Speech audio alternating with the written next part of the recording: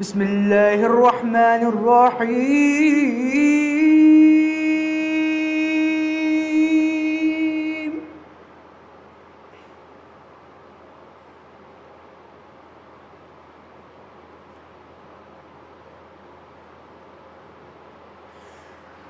واضرب لهم مثلا أصحاب القرية إذ جاءها المرسلون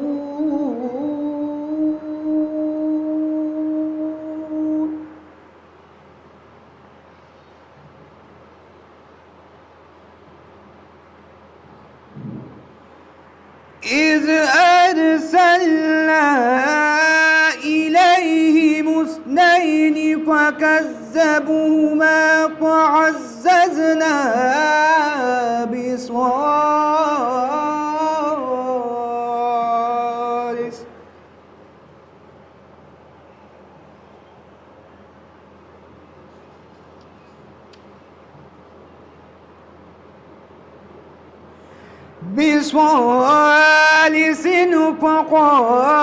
فقالوا إنا إليكم مرسلون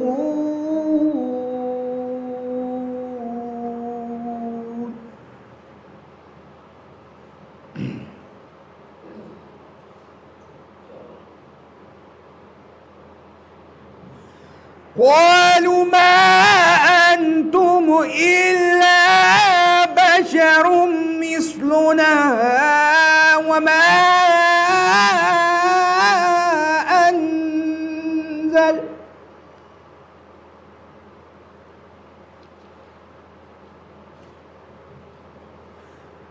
وما أنزل الرحمن من شيء إن أنتم إلا تكذبون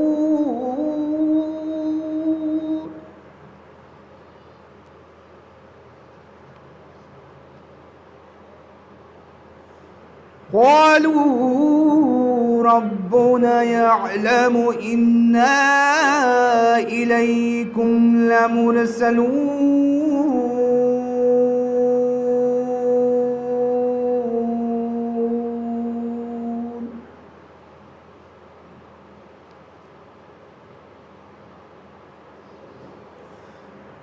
وما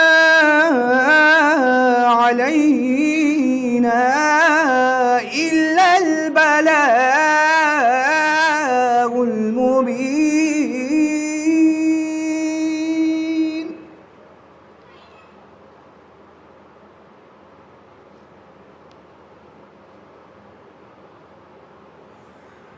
قالوا إنا تطيرنا بكم لئن لم تنتهوا لنرجمنكم وليمسنكم منا عذاب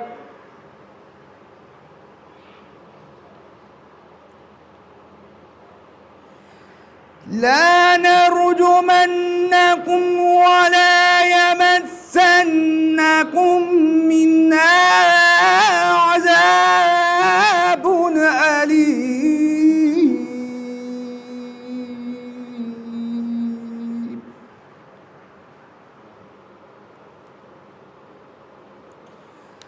لا نرجمنكم ولا يمسنكم منا عذاب أليم.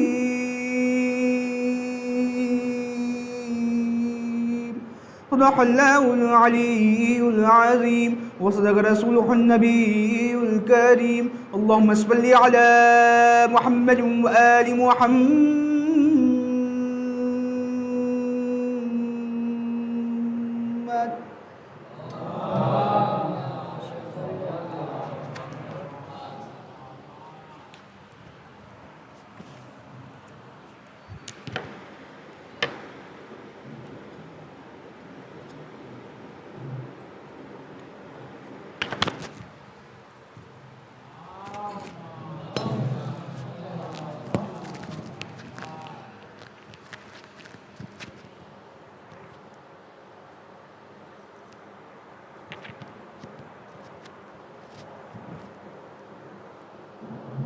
نعرہ سلوات۔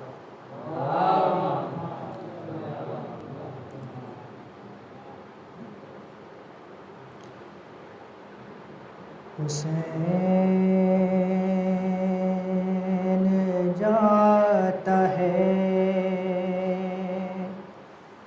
مرنے کو اے میری زینب،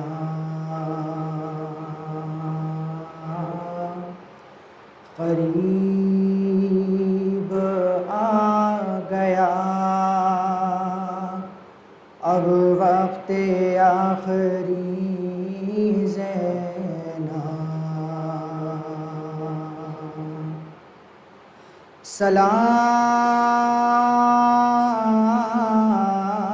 سلام تم پہ اے بابا کی لاڈلی زینب،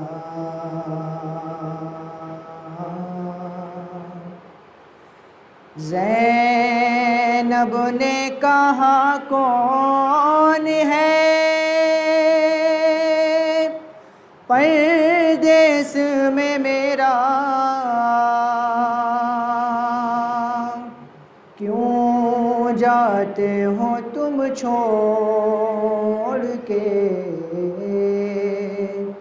بھیا مجھے تنہا،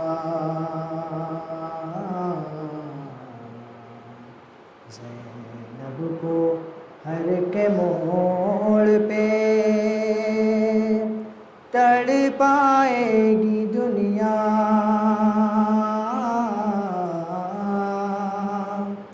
یاد آؤ گے بھیا ہے، یاد آؤ گے بھیا، بعد آپ کے ہوگا میری غربت کا یہ عالم، اس وقت غریبی بھی کرے گی میرا ماتم، سادات کو جب راہ میں دے گا کوئی صدقہ، یاد آؤ گے بھیا، یاد آئے گا بھیا مجھے ارمان تمہارا، تم دیکھ نہیں پائے ہو اکبر کا جو صحرا، دعوت کوئی شادی کی مدینے میں جو دے گا، یاد آؤ گے بھیا، اتنا تھا خیال آپ کو پردے کا برادر، لے جاتے تھے تم رات کو اماں کی لحد پر، اب دیکھے گی زینب کے کھلے سر کو یہ دنیا، یاد آؤ گے بھیا ہے، یاد آؤ گے بھیا، زینب کو ہر کے موڑ پہ تڑپائے گی دنیا، یاد آؤ گے بھیا ہے، یاد آؤ گے بھیا۔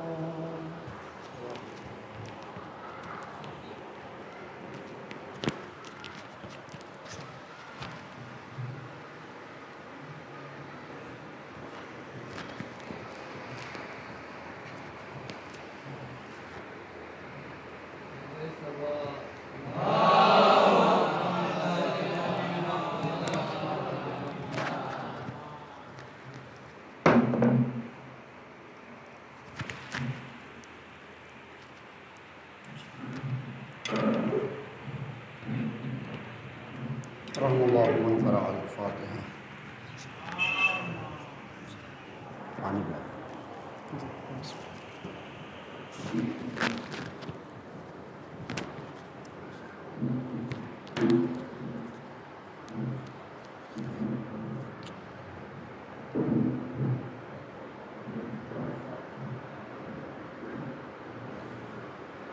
لا حول ولا قوة إلا بالله العلي العظيم. أعوذ بالله من الشيطان اللعين الرجيم. بسم الله الرحمن الرحيم. الحمد لله الذي لا يبلغ مدحته القائلون ولا يحصي نعماءه الآدون ولا يودي حقه المجتهدون الذي لا يدركه بعد الهمم ولا يناله غوص الفتن الذي ليس لصفته حد معدود ولا نعت موجود ولا وقت معدود ولا أجل ممدود. فطر الخلائق بقدرته ونشر الرياح برحمته ووطدهم بالصخور ميدان أرضه. ثم الصلاة والسلام على النبي المكي المدني الأمي القرشي الحاشمي الأبطحي التحامي أصله أسيل وفرحه طويل وكنبه كهيل وخلقه وزيم. المعلن الحق بالحق أبي القاسم محمد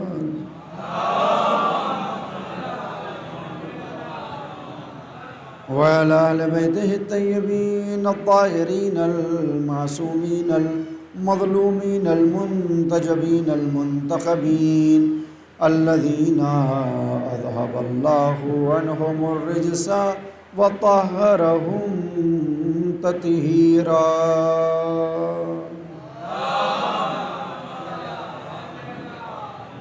ولعنة الله على أعدائهم من الآن إلى قيام يوم الدين. أما بعد فقد قال الله سبحانه تبارك وتعالى في محكم كتابه الحكيم وهو أصدق الصادقين وقوله الحق. بسم الله الرحمن الرحيم. إن الله لا يغير ما بقوم حتى يغيروا ما بأنفسهم. صلوات.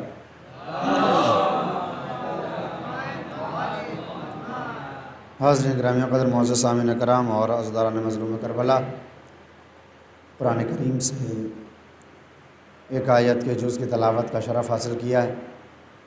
خداوند عالم قانون بیان کرتے ہوئے یہ اعلان کر رہا ہے ان اللہ لا یغیر ما بقوم، اور بے شک خداوند عالم کسی بھی قوم میں تبدیلی پیدا نہیں کرتا، کسی بھی قوم کے اندر تغیر و تبدل نہیں کرتا، جو جہاں پر ہے وہیں پر رکا رہتا ہے حتیٰ یغیروا ما بانفسہم، مگر یہ کہ جب اس قوم والے، اس قبیلے والے، اس ملت والے، اس مذہب والے، اس گروہ کے تمام افراد اپنے آپ کو بدلنے کی کوشش نہ کریں. یعنی خداوند عالم یہ بتانا چاہتا ہے کہ انسان کے اندر تبدیلی جادوئی طور پر نہیں آتی، انسان کے اندر تغیر و تبدل اللہ اعجاز کے طریقے سے اور اپنی قدرت کے طریقے سے انجام نہیں دیتا، مگر یہ کہ انسان کو خود کوشش کرنا ہوگی کہ وہ اپنے آپ کو بدلے. جب انسان کوشش کرتا ہے تو خداوند عالم کی مدد شامل ہوتی ہے اور پھر وہ ایک دم بدلا ہوا دکھائی دیتا ہے.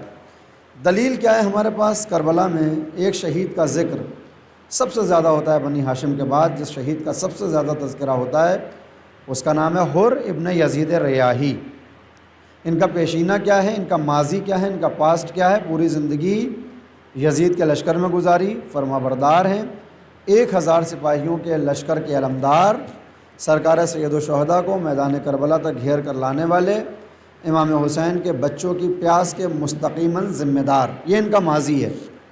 لیکن جس وقت شعور پیدا ہوا، بصیرت پیدا ہوئی اور یہ خیال پیدا ہوا کہ جو میں نے عمل انجام دیا ہے وہ بہتر نہیں تھا، جو کام میں نے کیا ہے وہ صحیح نہیں تھا، جس کی ابھی تک میں نوکری کر رہا تھا وہ آدمی ٹھیک نہیں تھا.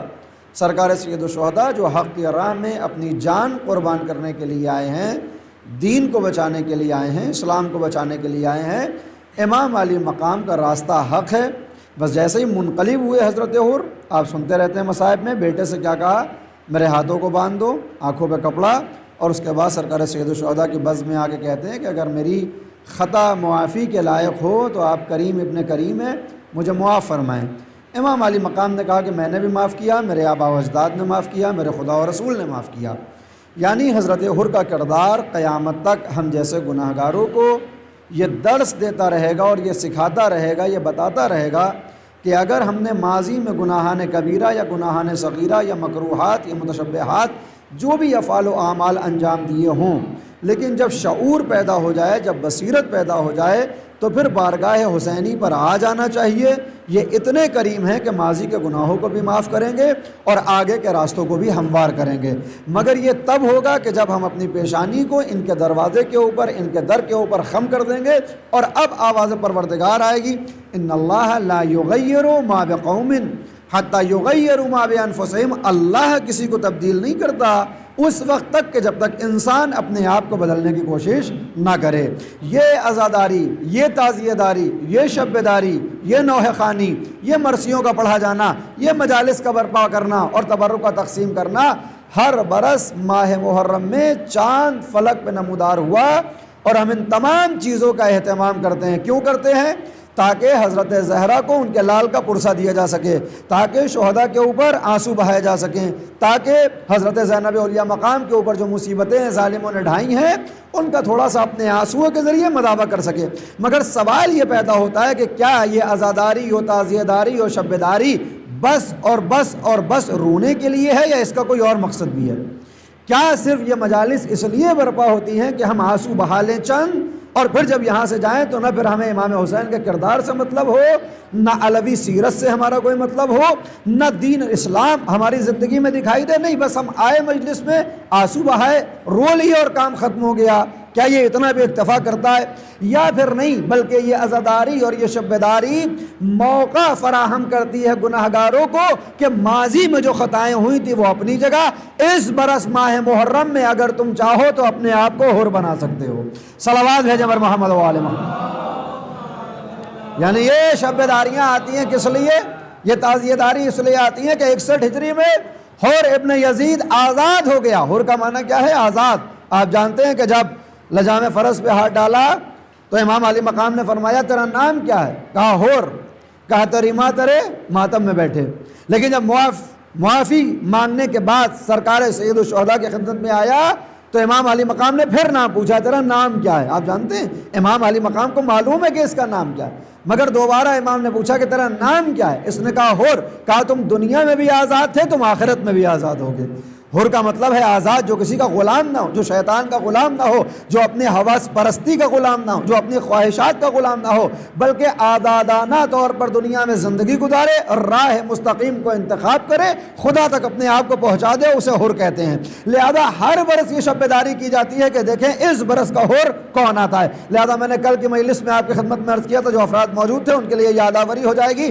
میں نے عرض کیا تھا کہ ہر شیعہ کے اوپر، ہر حسین کے تعزیہ دار کے اوپر یہ ضروری ہو جاتا ہے کہ 29 ذی الحجہ کو اپنے آپ کو اکیلے کمرے میں بند کرے، 1 گھنٹہ خاموشی کے ساتھ اپنی ماضی کی کارگزاریوں کے اوپر نگاہ ڈالے، اپنے اعمال کو دیکھے، اپنے افعال کو دیکھے، اپنے کردار، اپنی رفتار، اپنی زندگی کو دیکھے، اور دیکھنے کے بعد ماہ محرم میں داخل ہو، 2.25 مہینے تک محرم کرے، تعزیہ داری کرے، عزاداری کرے، شبیداریاں کرے، اور پھر 9 ربیع الاول کو اسی مقام پر بیٹھ کر تنہا 1 گھنٹہ پھر اپنے کردار کا مشاہدہ کرے، اپنی سیرت کا مطالعہ کرے، اور یہ دیکھے کہ ان 2.25 مہینے میں میری ذات میں کوئی تبدیلی آئی یا نہیں آئی، میری سیرت کے اندر کوئی تغیر و تبدل ہوا یا نہیں ہوا۔ اگر ان 2.25 مہینے کی مجالس کے بعد اگر چیوٹی کی آنکھ کے بال کے برابر بھی ہمارے کردار میں تبدیلی آ گئی تو یاد رکھیے کہ آپ کی تعزیہ داری بھی قبول ہو گئی، آپ کی شبیداری بھی قبول ہو گئی، آپ کی مجلسیں بھی قبول ہو گئیں، آپ کا رونا بھی قبول ہو گیا اور آپ کا تبرک بھی قبول ہو گیا۔ لیکن اگر 2.25 مہینے مسلسل مجلسوں میں جا کر ہمارے کردار کے اندر تبدیلی نہ آئے، ہماری سیرت میں تبدیلی نہ آئے، تو یاد رکھیں رونے کا ثواب تو شاید آپ کو مل جائے، مگر تعزیہ داری سے جو فائدہ اٹھانا چاہیے تھا وہ فائدہ ہم نے نہیں اٹھایا۔ صلوات بھیجیں پر محمد و آل محمد۔ اللہ سلامت رکھے، بار دیگر صلوات رکھے۔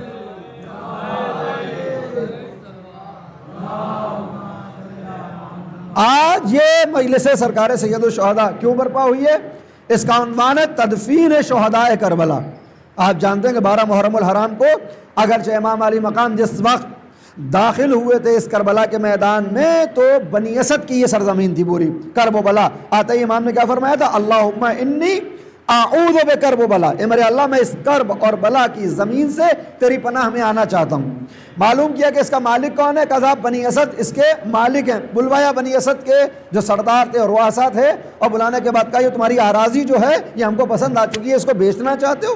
کہا آپ پیغمبر کے بیٹے ہیں، آپ علی کے لال ہیں، آپ کو بیچنے کی ضرورت نہیں ہے، یہ آپ کی، ہم نے آپ کو ہدیہ کیا۔ امام علی مقام نے کہا میں یوں نہیں، میں اس کے پیسے دینا چاہتا ہوں، میں اس کی قیمت دینا چاہتا ہوں۔ اس کی قیمت کتنی ہے؟ اس دور میں بنی اسد نے بتایا کہ صاحب اس کی قیمت 5 دینار یا 10 دینار ہے مثال کے طور پر۔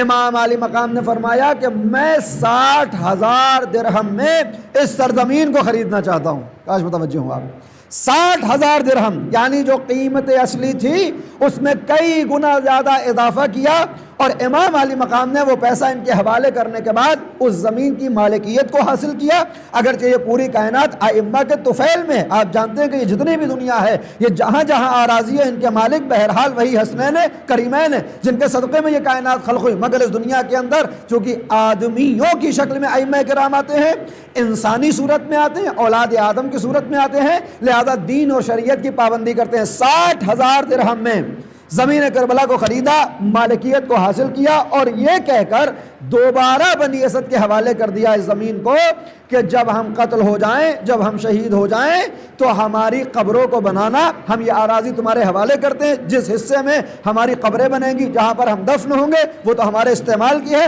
بقیہ سرزمین پر تم کو اختیار ہے، جیسے چاہو استعمال کرو، بس اتنا کرنا کہ اگر کوئی ہماری قبر پر زیارت کرنے کے لیے آئے، اگر کوئی ہمارا زائر ہمارے دیدار کے لیے آئے، ہماری قبر کے دیدار کے لیے آئے تو اس کو مہمان رکھنا، تعظیم کے ساتھ، تکریم کے ساتھ، یہ سوچ کر کہ یہ حسین کا مہمان ہے۔ امام علی مقام نے پیسے بھی واپس کیے اور آراضی بھی ان کو پلٹائی، اور اس کے بعد جب معاملہ طے ہو گیا تو امام علی مقام نے دوبارہ بنی اسد کے بڑے بڑے رؤسا کو بلایا، اللہ اکبر، اور بلانے کے بعد کیا کہا کہ دیکھو عنقریب یہاں پر ہم کو قتل کیا جائے گا، ہمارے لاشوں کو پامال کیا جائے گا، ہمارے سر کو تن سے جدا کیا جائے گا، سروں کو کوفے بھیجا جائے گا، کوفے سے شام بھیجا جائے گا، مگر ہمارے ابدان اسی سرزمین کربلا پہ رہیں گے۔ لہذا جب ظالم میدان کربلا میں واقع کربلا کے بعد اپنے کشتہائے نجس کو دفن کر دیں تو تم ہماری طرف سے ایسا کرنا، یہ ہماری وصیت ہے کہ ہم کو ان کے جانے کے بعد دفن کر دینا۔ اللہ اکبر، امام علی مقام کی خواہش ہے کہ ان کو دفن کیا جائے۔ بنی اسد سے کہہ رہے ہیں جب قافلہ چلا جائے، لوٹنے والے واپس ہو جائیں تو ہمارے لاشوں کو دفن کر دینا۔ بنی اسد کے بڑے بڑے سرداروں نے وعدہ کیا امام علی مقام سے کہ مولا ہم آپ کی یہاں پر قبریں آمادہ کریں گے، آپ کو یہاں دفن کریں گے، آپ کے زائرین کا اہتمام کریں گے، اور اس کے بعد بات تمام ہوئی۔ امام علی مقام نے کہا کہ اب میں بنی اسد کی خواتین سے بھی کچھ کلام کرنا چاہتا ہوں، لہذا پردے کا انتظام ہوا، بنی اسد کی عورتوں کو بلوایا گیا، امام علی مقام نے اپنی خواہش کو دوبارہ ظاہر کیا کہ دیکھو 10 محرم کو ہم قتل ہو جائیں گے، ہم کو پامال کر دیا جائے گا، ظالم اپنے کشتہ ہے نجس کو دفن کر دے گا، ہم نے تمہارے مردوں سے تو یہ وصیت کر دی ہے کہ ہمارے لاشوں کو دفن کر دیا جائے، مگر ممکن ہے کہ حکومت کے خوف کی وجہ سے، حکومت کے ڈر کی وجہ سے تمہارے مرد ہم کو دفن نہ کر سکیں، لہذا اے خواتین میں سیدہ کا لال ہوں، اے خواتین مسلمین میں زہرا کا لال پیغمبر کا نواسا ہوں، اگر تمہارے مرد ہمیں دفن نہ کریں تو تم ہماری تدفین کا انتظام کرنا۔ بات تمام ہوئی، خواتین نے وعدہ کیا کہ امام ہم آپ کے جنازوں کی تدفین کا انتظام کریں گے، جو شریعت کی حدود کے اندر رہتے ہوئے ممکن ہے اس طرح سے آپ کے لاشوں کو دفنایا جائے گا۔ بات تمام ہوئی، امام علی مقام کو یہاں پر حجت تمام کر دینا چاہیے تھی، مگر امام نے کیا کہا، اب میں بنی اسد کے بچوں کو بلانا چاہتا ہوں۔ اللہ اکبر، میں بنی اسد کے بچوں سے ملاقات کرنا چاہتا ہوں۔ اب یہ جو بنی اسد کے بچے آئے ہیں، امام علی مقام نے اپنی خواہش کو پھر دہرایا کہ میں نے تمہارے مردوں سے یہ کہا ہے کہ ہم کو دفن کیا جائے، ممکن ہے کہ حکومت کے خوف اور ہراس کی وجہ سے ہماری تدفین نہ ہو سکے، لہذا تمہارے گھر کی ماں اور بہنوں کو ہم نے وصیت کی ہے کہ ہمارے جنازوں کو دفنایا جائے، لیکن ممکن ہے کہ حکومت کے خوف کی وجہ سے تمہارے قبیلے کی عورتیں بھی ہماری تدفین نہ کر سکیں، لہذا اے بنی اسد کے بچوں، جب تمہارے مرد اور عورتیں ہم سے منہ موڑ لیں، ہمارے جنازوں کو دفن نہ کریں، تو تم کھیلنے کے بہانے میں دینا۔ یہ امام علی مقام کی وصیت ہے بچوں کے ساتھ، اگر مرد ڈر جائیں، اگر عورتیں ڈر جائیں تو تم کھیلتے ہوئے آنا اور ہمارے جنازے کے اوپر خاک ڈالنا تاکہ ہمارے اجسام اطہار محفوظ ہو جائیں اور چھپ جائیں۔ تو یہ ہے معاملہ عزیزان گرامی تدفین کا۔ مگر آپ جانتے ہیں کہ کیا ہوا کہ شام غریبہ میں امام علی مقام کے خیام کو آگ لگانے کے بعد سروں کو کاٹا گیا اور عمر سعد نے حکم دیا 10 افراد کو سر دیے گئے ہیں کہ جاؤ ہم سے پہلے عبید اللہ ابن زیاد تک ان سروں کو پہنچا دو۔ لہذا اسیروں کا قافلہ 11 محرم کو وارد کوفہ ہوا ہے، لیکن شہداء کے سروں کو شام غریبہ یعنی رات میں ہی روانہ کر دیا گیا تھا، کدھر؟ کوفے کی طرف۔ اللہ اکبر۔ 11 محرم کی صبح نمودار ہوئی، ظہر کے وقت قافلے کو اسیر کیا گیا۔ حضرت زینب اولیاء مقام نے حسین کے جنازے کو دیکھا، ابھی بیمار کے جنازے کو دیکھا، ظالموں نے اپنے کشتہ نجس کو دفن کر دیا۔ مجھے مصائب ابھی نہیں پڑھنے، میں آپ کو پوری داستان سنا رہا ہوں، اس لیے کہ اس مجلس کا موضوع یہ تھا کہ تدفین شہداء۔ کیا ہوا؟ امام علی مقام زمین کربلا پر کشتہ نجس کو دفن کر دیا ہے۔ سید الساجدین دیکھ رہے ہیں کہ باپ کا جنازہ بے گور و کفن پڑا ہوا ہے۔ زینب اولیاء مقام نے دیکھا کہ اس عالم میں کہیں عابد بیمار کی روح قفس انصری سے پرواز نہ کر جائے، اپنے کو ناقے سے گرایا تاکہ عابد بیمار کی توجہ باپ کے جنازے سے اٹھ کر زینب اولیاء مقام کی طرف آ جائے۔ یقیناً عابد بیمار کی توجہ تو جلب ہو گئی حضرت زینب اولیاء مقام کی طرف، مگر اب جو زینب نے حسین کے جنازے کو دیکھا، تڑپ کر کہا، مدینے کا رخ کیا، صلو علیک ملیک السماء ھذا حسین بالعرا مرمل بالدماء ومقطع الاعضاء۔ اے نانا، آپ کی نماز جنازہ پڑھنے کے لیے ملائکہ آسمانی آئے تھے، آسمان سے ملائکہ آئے تھے، آپ کے جنازے کو پڑھا تھا، مگر یہ آپ کا حسین ہے جو مظلومانہ طریقے سے شہید کیا گیا، اپنے خون میں نہایا ہوا، جس کے اعضاء کو کاٹ دیا گیا ہے۔ مقطع الاعضاء، اللہ اکبر، مقطع الاعضاء، جس کے اعضاء کو کاٹ دیا گیا ہے۔ اور اس عالم میں ایک بہن اپنے بھائی کے پامال شدہ لاشے کو دیکھ رہی ہے، اور اب اسیروں کی مانند، قیدیوں کی مانند اس کو سفر کرنا ہے کربلا سے کوفہ اور کوفہ سے شام تک۔ عزیزوں، میرے بھائیوں، میرے دوستوں، یہ ہر برس کربلا دہرائی جاتی ہے، ہر برس کربلا کی داستان آپ کو بتائی جاتی ہے اور سنائی جاتی ہے۔ کیوں؟ اس لیے تاکہ حسین مظلوم کربلا کی مظلومیت کو سننے کے بعد، حسین علی مقام کے اوپر کیے گئے ظلم کو سننے کے بعد ہم اپنا اسٹینڈ کلیئر کر سکیں، ہم اپنے آپ کی وضاحت کر سکیں کہ ہمارے پاس جو دین ہے وہ کون سا دین ہے، حسین والا دین یا پھر وہ دین کہ جو حسین کے مقابلے میں آیا ہے۔ بہت سے افراد یہ سمجھتے ہیں کہ میدان کاردار میں حسین کے مقابلے میں جو افراد آئے ہیں وہ کافر ہیں، مشرک ہیں، بے دین ہیں۔ نہیں، ایسا نہیں ہے۔ یہ بظاہر لا الہ الا اللہ کہنے والے افراد تھے، یہ جو حسین مظلوم کربلا کو شہید کر رہے ہیں محمد رسول اللہ کی ندا بلند کرنے والے تھے۔ آپ جانتے ہیں کہ صبح عاشوراء فوج اشقیاء فرات میں، دریائے فرات میں غسل انجام دے رہی ہے۔ کیا؟ غسل کرتا ہوں میں قربتاً الی اللہ۔ کیوں؟ کیونکہ دین اسلام کا قانون یہ ہے کہ جب جنگ پہ جایا جائے تو غسل کر کے جایا جائے، کہ اگر شہید ہو جائیں، مارے جائیں مسلمان، تو غسل شدہ اس دنیا سے جائیں۔ لہذا تاریخ نے لکھا کہ فوج اشقیاء دریائے فرات میں غسل انجام دے رہی ہے، کس لیے؟ تاکہ نبی کے نواسے کو قتل کیا جا سکے۔ ایک دین یہ ہے، دین کی پابندی ہو رہی ہے، بظاہر غسل کر رہا ہے، دین کا پابند ہے، تاکہ حسین کو قتل کرے۔ سرکار سید الشہداء کے سر کو تن سے جدا کیا جا رہا ہے، آواز کیا آ رہی ہے؟ حبول کی آواز نہیں ہے، دوسرے خداؤں کو نہیں پکارا جا رہا ہے، اللہ اکبر کے ساتھ سرکار سید الشہداء کے سر کو کاٹا جا رہا ہے۔ بات اتنے پہ رکتی نہیں ہے، 11 محرم کو جب سروں کو نیزوں پہ بھیجا گیا تو ایک مقام ایسا آیا، 11 محرم کو عصر کا وقت تھا، جا رہا تھا، مغرب کا وقت قریب آ رہا تھا، جس ظالم کے ہاتھوں میں سرکار سید الشہداء کا سر تھا، نیزے کو سنبھالے ہوئے 10 افراد تھے جو سروں کو لے کر گئے۔ ان 10 افراد میں ایک دوسرے سے یہ کہتا ہے کہ ذرا تم میرے نزدیک آؤ، یہ حسین کا سر جو اب تک میرے نیزے پر تھا، تھوڑی دیر کے لیے اس سر کو تم سنبھال لو۔ کیوں؟ اس لیے کہ نماز عصر قضا ہونے والی ہے، میں نے ابھی تک نماز نہیں پڑھی ہے، نماز عصر قضا ہونے والی ہے، میں نے ابھی تک نماز نہیں پڑھی، یہ سر تم اپنے حوالے کرو تاکہ میں نماز پڑھ سکوں۔ یہ میں آپ کو کیوں بتا رہا ہوں؟ اس لیے کہ جب معلوم ہو جائے کہ حسین مظلوم کربلا کو شہید کرنے والے، بظاہر لا الہ الا اللہ کہنے والے، محمد رسول اللہ کا کلمہ پڑھنے والے، نمازیں پڑھنے والے اور روزہ رکھنے والے، شمر ذی الجوشن کے جس کی منحوس شکل آپ نے دیکھی ہے مختار نامے میں یا کتابوں کے اندر جو ترسیم کی جاتی ہے، اس کی شکل وہ اتنا برا نہیں تھا بظاہر۔ حافظ قرآن ہے شمر ذی الجوشن، حافظ قرآن، اپنے زمانے کا فقیہ ہے شمر ذی الجوشن، مگر کیا یہ حفظ قرآن اس کو فائدہ پہنچائے گا؟ کیا یہ فقاہت اس کو فائدہ پہنچائے گی؟ بعض افراد سمجھتے ہیں کہ وہ عام انسان ہوگا۔ شمر ذی الجوشن امام عالی مقام کے ہمرکاب ہو کر جنگ صفین میں مولا کائنات کی طرف سے جنگ کر رہا ہے، جنگ صفین میں زخمی ہو رہا ہے۔ اللہ اکبر! میں کیوں عرض کر رہا ہوں یہ باتیں؟ تاکہ اپنے آپ کو ہم تلاشیں، آئینے کے سامنے اپنے کردار کو رکھیں کہ خدا نہ خواستہ آخر ہمارا بھی وہی تو نہیں ہونے والا ہے جو کربلا میں قاتلان حسین کا ہوا ہے۔ اس لیے کہ حسین کو قتل کرنے والے وہی تھے جو الاجل کہہ کے امام کو بلا رہے تھے۔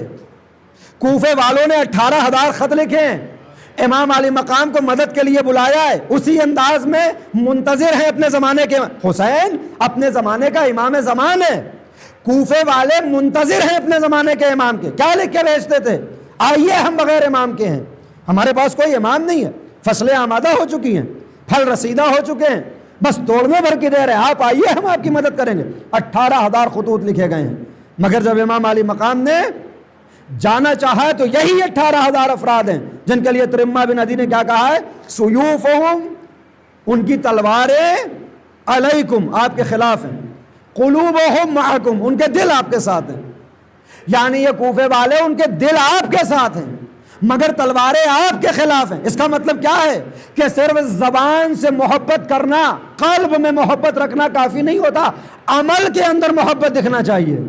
لہذا امام علی مقام نے ایک ایک کو خط لکھا ہے، آؤ حسین جا رہا ہے میدان کردار میں، تاکہ کل کوئی یہ نہ کہہ سکے کہ حسین چلے گئے ہمیں معلوم نہ تھا۔ میں نے کل 2 نام آپ کی خدمت میں عرض کیے تھے، ترمہ بن عدی، عبداللہ ابن مطیع، یہ وہ 2 افراد ہیں جو امام کی حیثیت کو جانتے ہیں، امام کے مرتبے کو جانتے ہیں، امام کے مقام کو جانتے ہیں۔ عبداللہ ابن مطیع نے کہا کہ آپ اس کنویں سے پانی پی لیں گے تو یہ بابرکت ہو جائے گا۔ ترمہ بن عدی جانتے ہیں کہ یہ حق کا امام ہے، کہا میں آؤں گا، ابھی آپ کے اوپر جان قربان کروں گا، اتنی اجازت دے دیجئے کہ یہ رسد اپنے خانوادے تک پہنچا دوں۔ مگر جب ترمہ واپس آئے، حسین شہید ہو چکے تھے۔ اللہ اکبر! حسین شہید ہو چکے تھے۔ لہذا عزیزو، یہ جو ہر برس کربلا دہرائی جاتی ہے اس لیے کہ پھر کوئی حسین جو 61 ہجری میں تنہا ہوا تھا، دوبارہ کوئی امام اکیلا نہ ہونے پائے۔ یہ 2021 1443 ہے، کوئی زیادہ فرق نہیں ہے 41 ہجری میں اور 1443 ہجری میں۔ 61 ہجری میں بھی ایک یزید نے، ایک پسر سعد نے، ایک عبید اللہ ابن زیاد نے کہا تھا لعبت ہاشمی بالملک فلا جاء نبی ووحی نزل۔ یہ سب بنی ہاشم کا ڈھونگ تھا حکومت کو حاصل کرنے کے لیے، نہ کوئی نبی آیا، نہ کوئی دین، نہ قرآن، نہ اسلام، کچھ نہیں، یہ بنی ہاشم کا ڈھونگ تھا۔ دین کے نام پہ حکومت کی ہے۔ 61 ہجری کے وقت کے یزید نے یہ نعرہ لگایا تھا، حسین تڑپ گئے، تو یہ سمجھتا ہے کہ دین بے وارث ہے، میں دین کا وارث ہوں۔ 2021 اور 1442 اور 43 میں پھر وہی نعرہ بلند ہو رہا ہے یزیدیت والا. آج کے دور کا ابن زیاد، آج کے دور کا عمر سعد، آج کے دور کا یزید، آج کے دور کا خولی پھر وہی کہہ رہا ہے جو حکومت کے نشے میں چور ہو کر یزید کہہ رہا تھا کہ نہ قرآن ہے، نہ اللہ، نہ نبی. آج لکھنؤ کا بھی ایک یزید ہے جو طاقت کے نشے میں، حکومت کے نشے میں چور ہو کر انکار کر رہا ہے کہ معاذ اللہ رسول بھی جھوٹے ہیں، معاذ اللہ قرآن بھی جھوٹا ہے، معاذ اللہ دین بھی جھوٹا ہے. امتحان آپ کا اور ہمارا ہے کہ جس طرح سے حسین مظلوم کربلا تنہا ہو گئے تھے، سب یزید کی زبان بول رہے تھے اور حسین کے پاس صرف 72 تھے، اور ان 72 میں ششماہا، ان 72 میں 95 برس کا سپاہی، ان 72 میں 75 برس کا حبیب ہے. 95 برس کے انسان جنگ کے لیے نہیں آتے ہیں، ششماہے جنگ نہیں کرتے، مگر حسین اتنے مظلوم ہیں کہ اسی کاروان کو لے کر جا رہے ہیں جنگ کے لیے. کہیں ایسا نہ ہو کہ امام زمان یا لسارات الحسین کی علق علم اور آوازیں بلند کرتے رہیں کہ میں آیا ہوں وقت یزید کے مقابلے پر، اور ہم اپنی رصد میں، اپنے مال و متاع میں، اپنے خانوادے کی محبت میں، اپنے جاہ و حشم میں، اپنے مقام و مرتبے میں اتنے ملوث ہو جائیں کہ پھر 1443 کا حسین اکیلا رہ جائے. اور حسین کا قیام تو آسان تھا، حسین کو صرف 72 کی ضرورت تھی کہ 72 آ جائیں حسین قیام کریں گے، مگر وقت کے حسین کو 313 چاہیے. حسین علی مقام کے پاس 72 تھے، امام نے خروج کیا، قیام کیا تاکہ دین کی بنیاد کو مضبوط کیا جا سکے، اسلام کو بچایا جا سکے، حق کی بانگ بلند کی جا سکے، انسانیت کو بچایا جا سکے. مگر آج کے دور کے حسین کے لیے 72 کافی نہیں ہے کہ جب 313 ہو جائیں گے تب وہ آئے گا، انقلاب برپا کرے گا. منتقم خون حسین، کل میں نے ذکر کیا تھا، ملائکہ کو شکل دکھائی تھی امام زمان عجل اللہ تعالیٰ فرجہ شریف کی، خداوند عالم نے کہ یہ بہذا انتقم، اس کے ذریعے میں حسین کا انتقام کروں گا. حسین پہ جو مصیبت ہوگی، حسین پہ جو پریشانیاں ہوں گی، حسین کے بچوں کو جو ستایا جائے گا، حسین کے بچوں پہ جو پانی بند کیا جائے گا، اس کی سزا ہوگی، اسی دنیا کے اندر ہوگی، اور اس کا انتقام لینے والا وہی وارث حسین ہوگا جو اپنے زمانے کا امام ہوگا. مگر امام تنہا نہیں ہوں گے، امام کے ساتھ وہ 313 ہوں گے کہ جیسے کربلا میں 72 تھے. آئیے تلاش کریں کہ امام زمان کا علی اکبر کون ہے، آئیے تلاش کریں امام زمان کا عباس کون ہے. حسین کے پاس ایک عباس تھا، حسین کے پاس ایک علی اکبر تھا، حسین کے پاس ایک حبیب ابن مظاہر تھا. امام زمان کا علی اکبر کون ہے، امام زمان کا عباس کون ہے، کہاں سے آئے گا؟ ہمارے اور آپ کے درمیان سے آئے گا. لہٰذا اپنے کردار کے اوپر نظر ڈالتے رہنا چاہیے، اپنی سیرت کے اوپر نظر ڈالتے رہنا چاہیے. یہ جو کہا جا رہا ہے کہ صاحب ہمارا کام بس بس بس رونا ہے، یہ آپ کو دھوکہ دیا جا رہا ہے، یہ آپ کو بہکایا جا رہا ہے. یہ جو آپ سے کہا جاتا ہے کہ صاحب ہم بس رونے کے لیے پیدا ہوئے ہیں، یہ آپ سے جھوٹ بولا جاتا ہے. یہ جو کہا جاتا ہے کہ ہم دعائے حضرت زہرا ہیں اور ہمارا کام بس اور بس رونا، یہ غلط بیانی ہوتی ہے. جس وقت سرکار سید الشہداء دنیا میں آئے اور جو واقعہ بیان کیا جاتا ہے کہ پیغمبر اعظم آئے اور آنسو بہائے اور زہرا نے کہا کہ آپ رو کیوں رہے ہیں، کہ کربلا میں ایسا ہوگا ایسا ہوگا ایسا ہوگا. اور پھر بی بی نے پوچھا کہ جب یہ سب ہوگا تو آپ ہوں گے؟ کہا نہیں میں نہیں رہوں گا. علی ہوں گے؟ نہیں علی بھی نہیں ہوں گے. میں رہوں گی؟ نہیں آپ بھی جا چکی ہوں گی. حسن وہ بھی شہید ہو چکے ہوں گے. پھر بی بی نے کیا کہا؟ میرے لال پہ روئے گا کون، میرے لال پہ آنسو کون بہائے گا. یہاں تک بالکل حقیقت ہے، یہ بات ہوئی ہے حضرت زہرا اور پیغمبر اعظم کے درمیان. لیکن اس کے بعد کا جو جملہ آپ کو دیا جاتا ہے وہ اس لیے تاکہ وقت کے یزید کے مقابلے پر آپ تلواریں لے کر نہ آئیں. آپ کو اس کے بعد ایسی باتیں بتائی جاتی ہیں کہ بس آپ خاموش بیٹھ کے روئیے، کسی کے مقابلے پر آنے کی ضرورت نہیں ہے. اس کے بعد کیا کہا جاتا ہے کہ پیغمبر نے فرمایا اللہ ایک قوم ایسی پیدا کرے گا جس کے جوان آپ کے جوانوں پہ روئیں گے، جس کے بچے. یہ نہیں کہا تھا پیغمبر نے فرمایا تھا کہ ہماری امت کے مرد آپ کے مردوں پہ روئیں گے، ہماری امت کی عورتیں آپ کی عورتوں پہ روئیں گی. جو بہار الانوار جلد نمبر 44 صفحہ نمبر 251 کی متن ہے وہ یہی ہے. پیغمبر نے فرمایا کہ میری امت کے مرد تمہارے مردوں پہ روئیں گے. وہاں کوئی قوم پیدا ہونے والی نہیں تھی. میری امت کی عورتیں تمہاری عورتوں پہ روئیں گی. یہ جو کہا جاتا ہے کہ امت پیدا ہوگی، یہ اپنے آپ کے اوپر ہم الزام لگاتے ہیں. اگر ہم یہ مان لیں کہ شیعہ کربلا کے بعد پیدا ہوئے، جیسا اس کو رخ دینے کی کوشش کی جاتی ہے کہ صاحب ایک قوم پیدا ہوگی، اس کا مطلب یہ ہے کہ جب حسین شہید ہو جائیں گے تب پیدا ہوگی. تو پھر وہ جو دوسرے افراد ہمارے اوپر الزام لگاتے ہیں کہ آپ تو تھے ہی نہیں پیغمبر کے زمانے میں، آپ تو تھے ہی نہیں علی کے زمانے میں، آپ تو تھے ہی نہیں حسن کے زمانے میں، آپ تو حسین کے بعد پیدا ہوئے، تو پھر یہ الزام تو صحیح ہو جائے گا۔ جبکہ حقیقت یہ ہے کہ پیغمبر اعظم عمار، ابو ذر، مقداد سے یہ کہا کرتے تھے یا علی انتا و شیعتک ہم الفائزون، یا علی آپ اور آپ کے شیعہ کامیاب ہیں۔ یہ شیعہ پیغمبر کے زمانے میں موجود تھے، یہ شیعہ علی کے زمانے میں موجود تھے، کوئی قوم پیدا ہونے والی نہیں تھی۔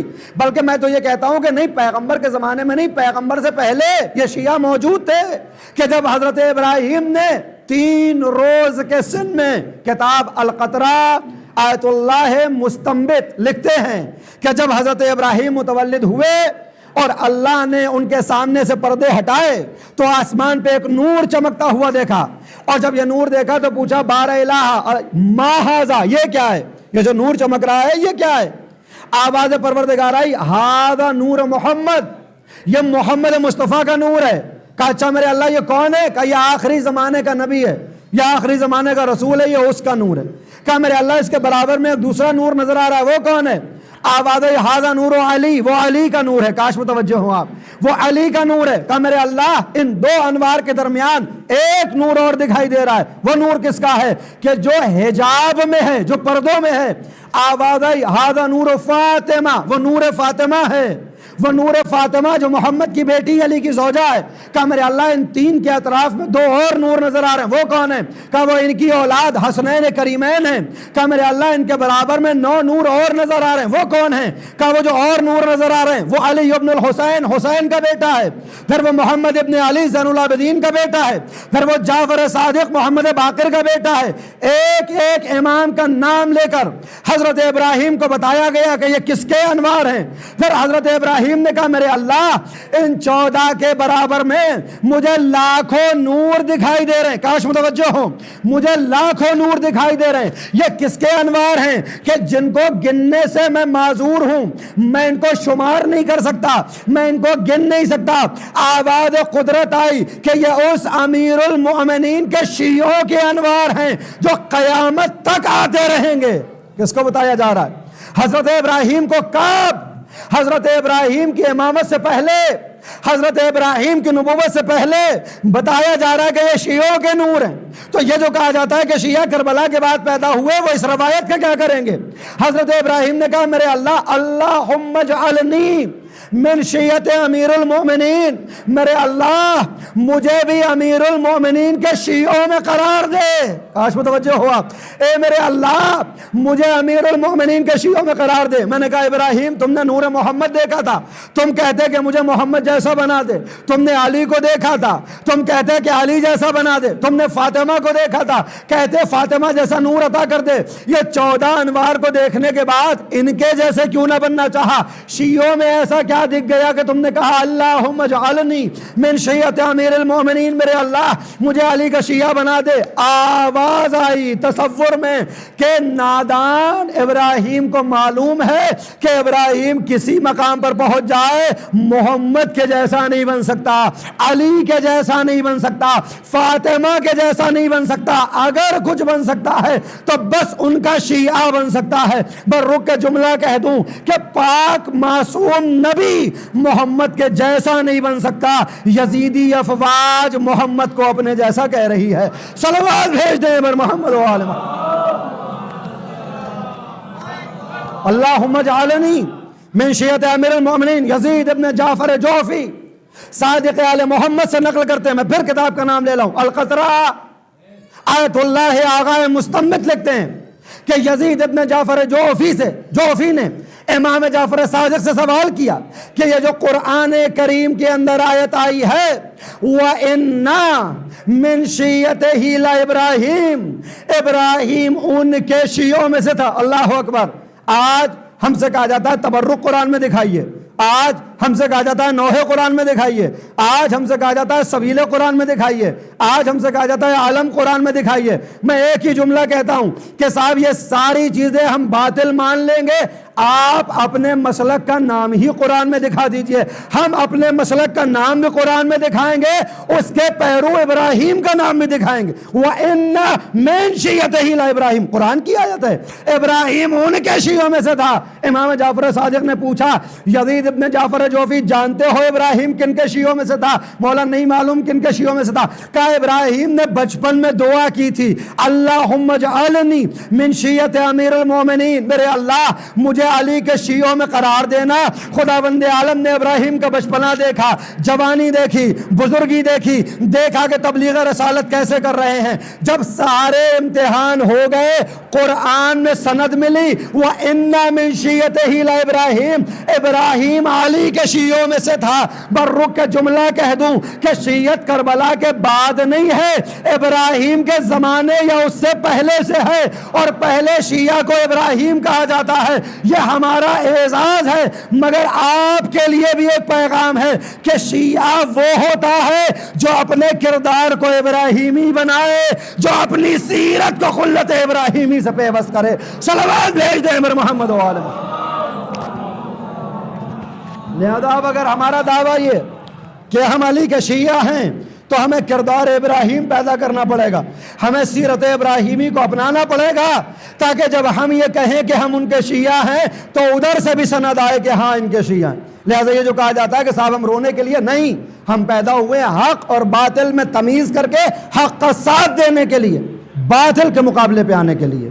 اور بعض افراد جب یہ روایت پڑھی جاتی ہے تو بہت سے افراد کہتے ہیں کہ صاحب اگر پیغمبر نے یہ کہا تھا کہ میری امت کے جوان میری امت کے مرد آپ کے مردوں پہ روئیں گے، میری امت کی عورتیں آپ کی عورتوں پہ روئیں گی، تو امت کہاں رو رہی ہے؟ کاش متوجہ ہوں آپ۔ یہ سوال کیا جاتا ہے نا کہ کہاں رو رہی ہے امت تو رونے کا مذاق اڑا رہی ہے، امت تو رونے کو بدعت کہہ رہی، کہاں رو رہی ہے؟ تو میں کہنا چاہتا ہوں یہی تو پیغمبر کی فصاحت اور بلاغت ہے کہ پیغمبر نے اپنی زندگی میں امتی ہونے کا معیار طے کر دیا کہ اگر حسین پہ روئے گا تو میرا امتی ہوگا، اگر حسین سے اجتناب کرے گا تو لاکھ لا الہ الا اللہ اور محمد رسول اللہ کہتا رہے، میرا امتی نہیں ہوگا، ابلیس کا امتی ہوگا، ابو سفیان کا امتی ہوگا۔ صلوات بھیج دیں محمد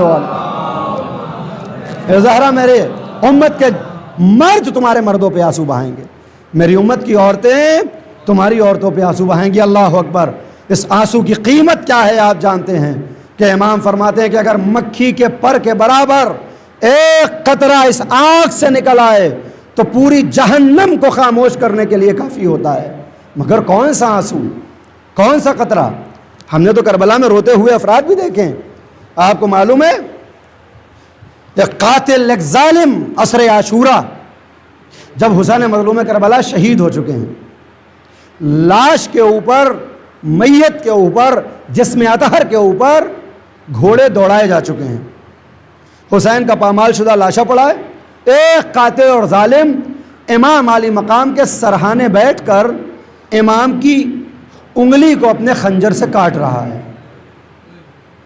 امام کی انگشت مبارک کو اپنے خنجر سے کاٹ رہا ہے اور آنکھوں سے آنسو جاری ہے۔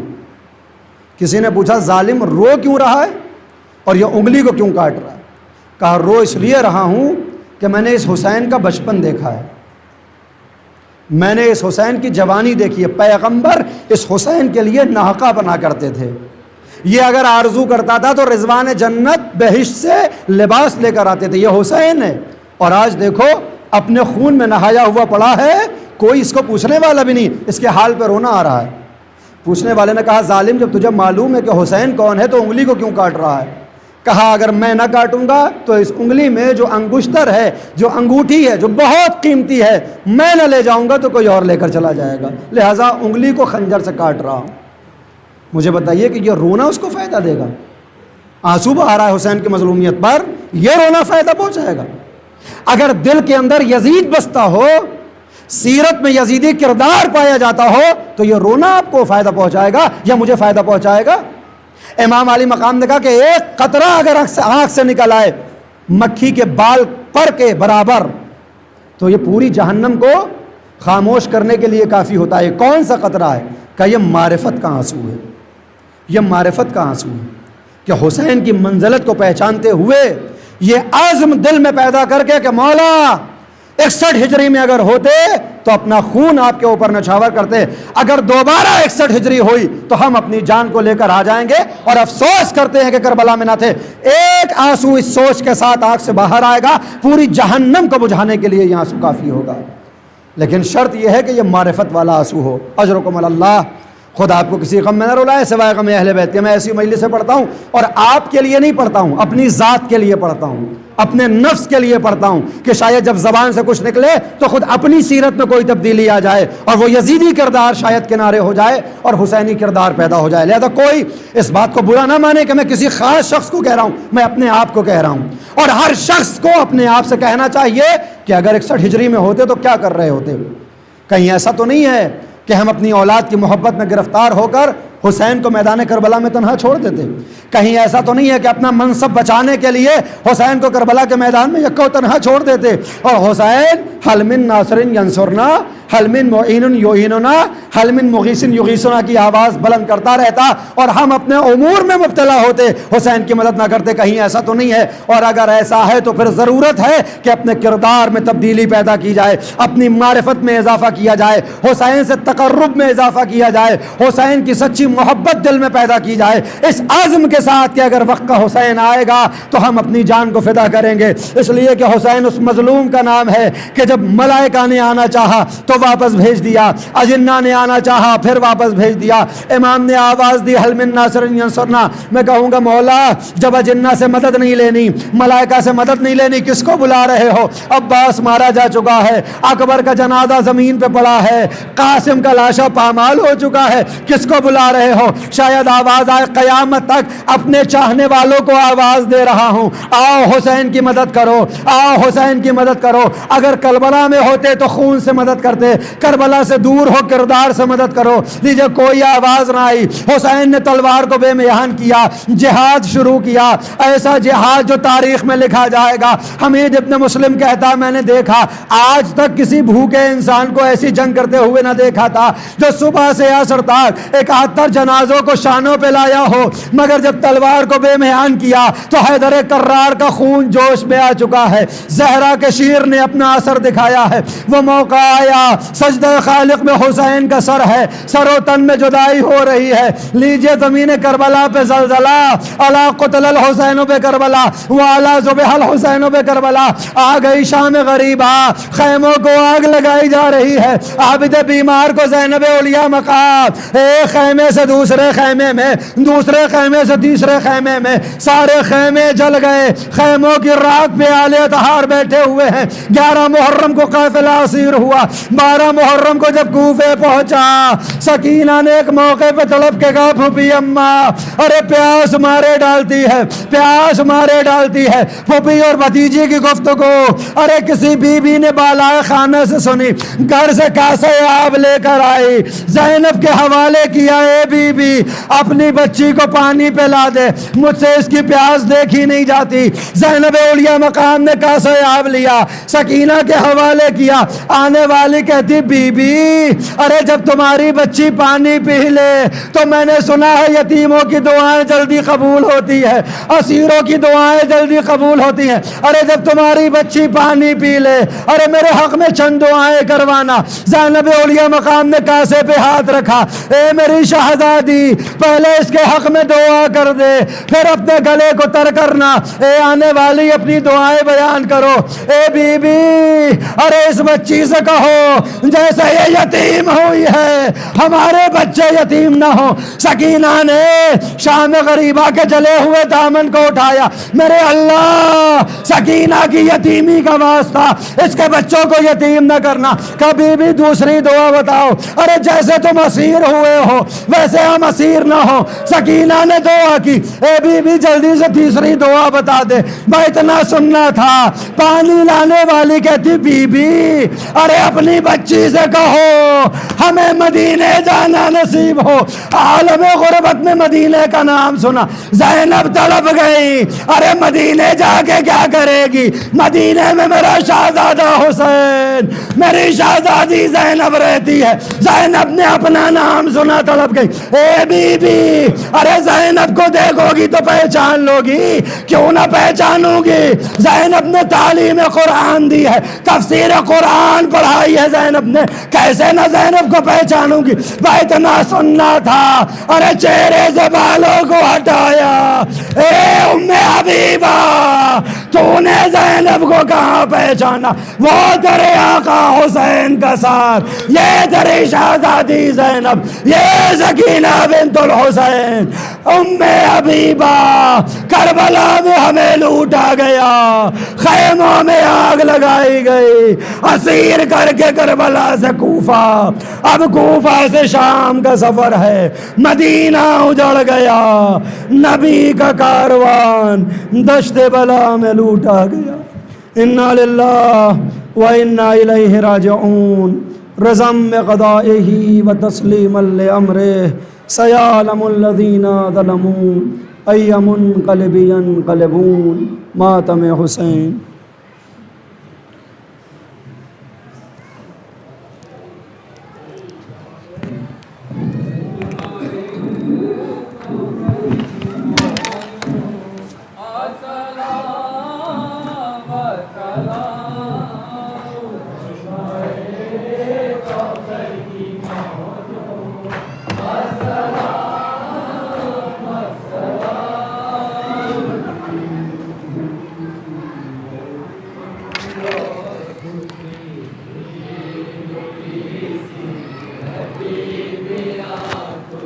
کہ جن کا سردار ناتماں ہے، جن کا سردار ناتماں ہے، یہ قافلہ تو حسین کا ہے، قافلہ تو حسین کا ہے، حسین ان میں مگر کہاں ہے؟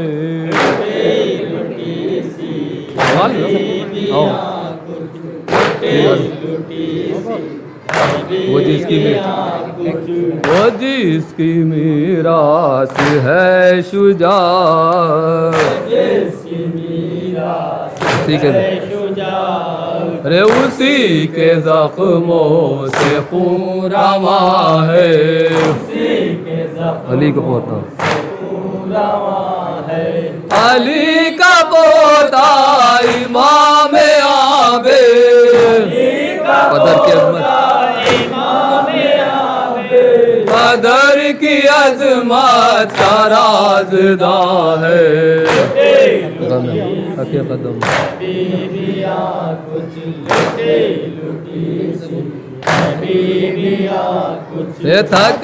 قدم اور اداس چہرے، لبوں پر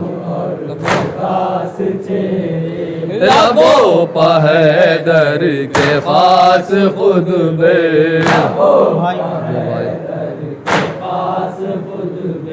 جو بھائی پر کر بھلا میں گزرے،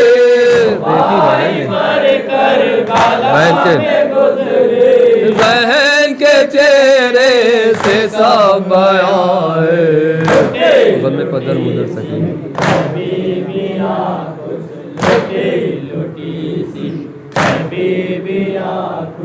غم پدر میں در سکینہ،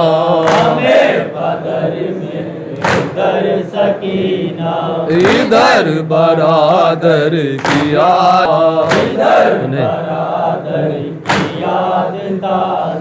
انہیں سنبھالے یا خود کو روکے،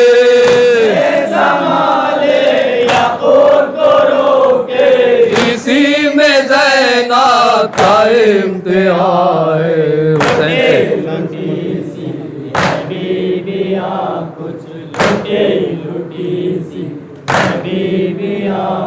حسین سے بڑھ گئی ہے زینب، تمہاری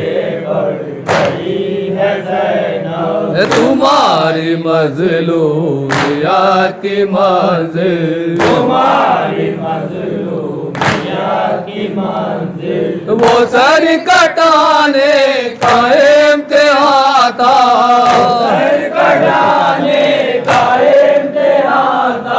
یہ سر کی چادر کا امتحان ہے،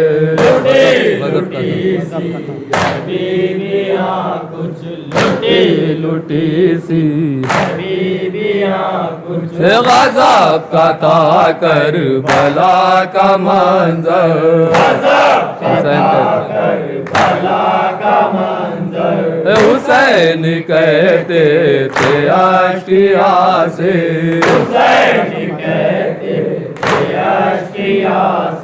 ذرا سا پانی سے پلا دو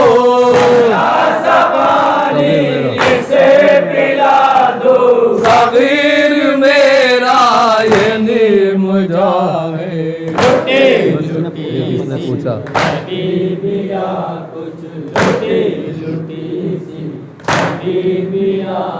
یہ کس نے پوچھا پدر کو میرے امام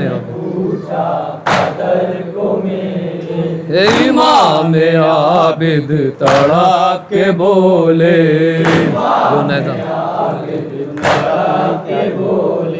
جو نیزہ قولی کے ہاتھ میں ہے اسی پہ بابا کا سر آیا ہے اذان کا ٹائم